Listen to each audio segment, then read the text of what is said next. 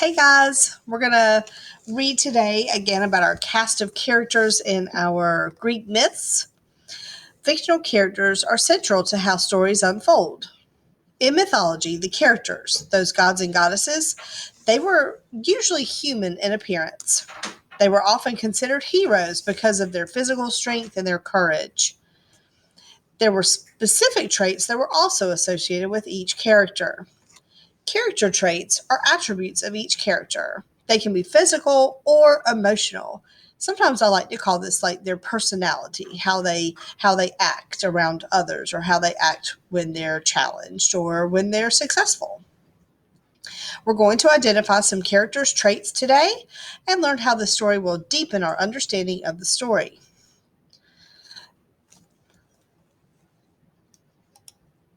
Let me switch it back. Here we go. All right.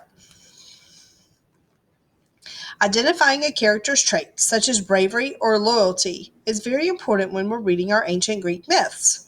Storytellers or the writers provide clues about the characters through their actions, the things they do in the events, or their reactions, how they respond to an event, their conversations with other characters, or other details that are provided throughout the story by the narrator or just in general through the events of the story. We've already learned a great deal about some of our Greek gods and goddesses from our text, The Gods and Goddesses of Olympus. For example, we learned that some of the characters can have quite a temper. Let's read about that and find some text evidence.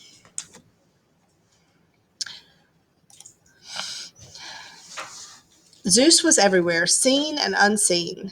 He changed his shape as easily as he changed the weather. He moved the sun and the moon, and he put the constellations in the sky. He protected everyone, gods and mortals alike. In anger, Zeus hurled his thunderbolt to punish those who deserved it. But he was also wise and fair, and generous with his praise. Zeus first married Metis, but he made Hera his queen. Zeus and Hera bickered constantly, for Zeus had many other wives, goddesses, nymphs, and mortals.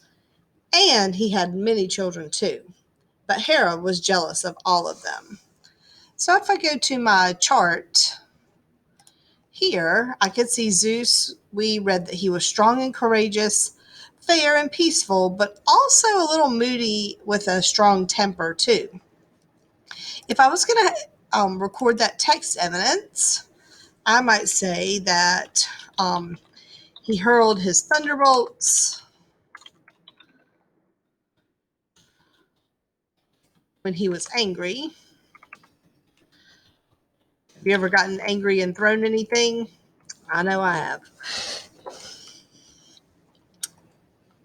All right, so back to the text. Let's read about Hera.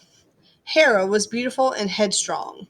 Zeus won her heart when he turned himself into a cuckoo and flew into her arms and sheltered her from the rain. Their wedding was so happy it lasted 300 years. I guess when you're immortal, 300 years might feel like 3 hours. But things changed. Though Hera helped and advised Zeus, and she bore him children, jealousy darkened her days. She hated her husband's adventures.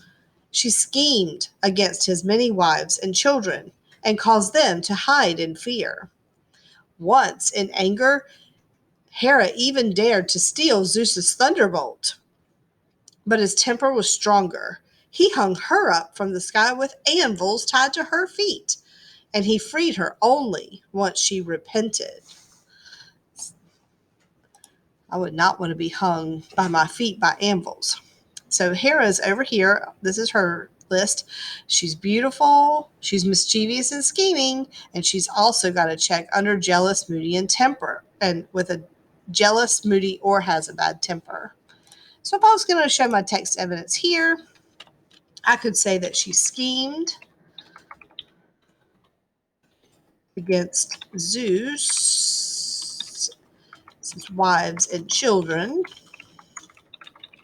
so much so that they hid out to get away from her, and that once she tried to steal his thunderbolts.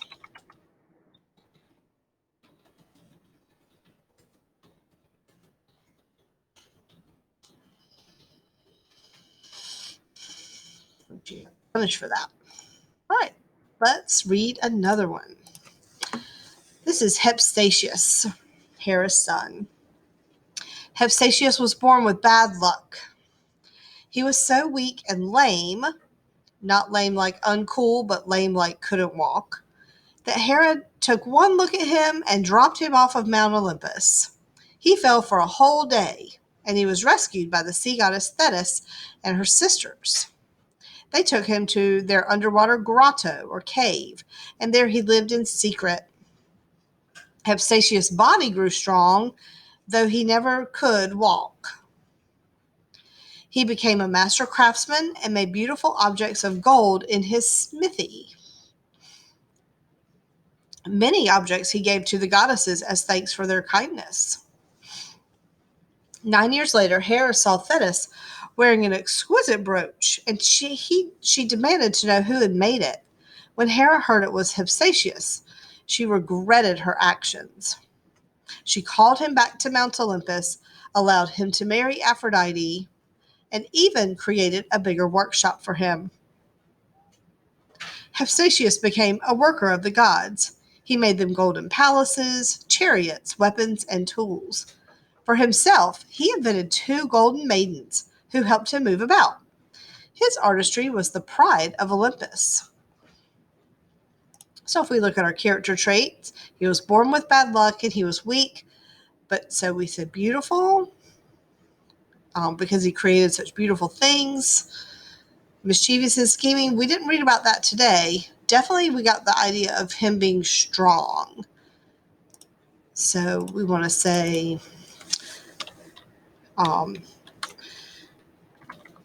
in the text it said his body grew strong.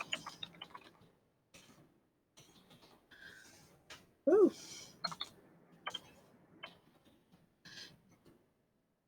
Even though his legs never would work.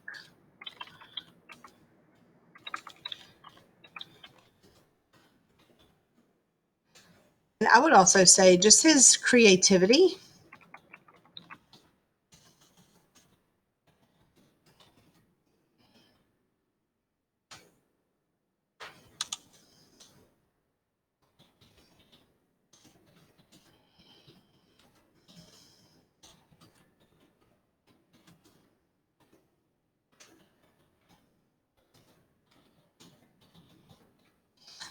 So he made such beautiful things and very useful things. Try to make that bigger so you can see it. I think I'm going to have to make it smaller. Boop. There we go. Now you can see it. All right. So I'm going to read a little bit. And in your text, you have a copy of this chart. And since you weren't in the Zoom today, I'm going to let you practice a little bit since we can't really discuss it, and then I'll get back to you. So if you weren't in the Zoom today, I'm going to let you fill in these. So I'll read the page, and then you'll pause the video, and then you can fill in your chart as you listen to each video. So I'm going to pause this video here, and then I'll do each of the rest of the gods separately so that you can listen to the page and fill in your chart. All right, go to the next slide.